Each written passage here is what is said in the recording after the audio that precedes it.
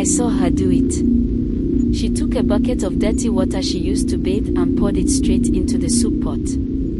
It's been over a decade, but I can't forget the way my stomach twisted when I saw that. Her name was Auntie Kemi, the most popular food seller in our town. Everyone loved her meals. Her small wooden shed by the market was always packed, her pots always empty by the end of the day. People said her cooking was blessed.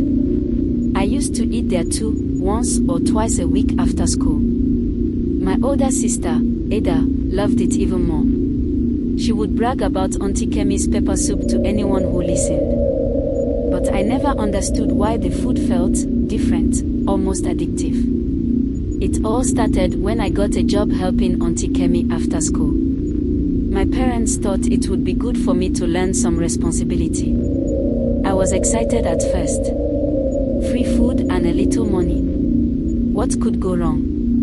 But my excitement didn't last long. One evening, I stayed behind after everyone left.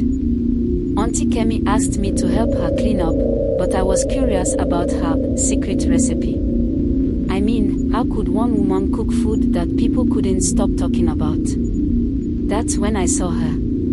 She carried a bucket of water from her bathroom into the kitchen. The water was cloudy, soap bubbles floating on top. I froze as she poured it into the huge pot of soup.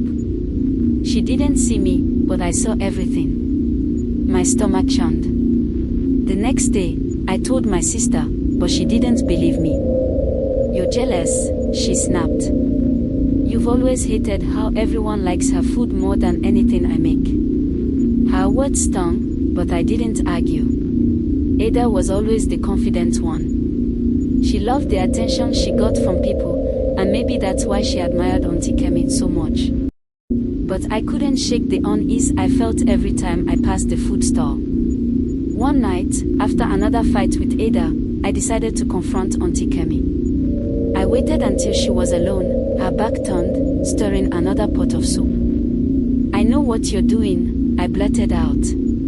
She turned slowly, her face calm, almost amused. "And what am I doing, my child?" I couldn't say it out loud. The word stuck in my throat. Instead, I pointed at the bucket of water by the door. She laughed. Not the kind of laugh that comes from joy, it was low, cold, and full of something I couldn't name. "Do you think these people come here because my food tastes good? They come because I make them come." Her voice chilled me to the bone.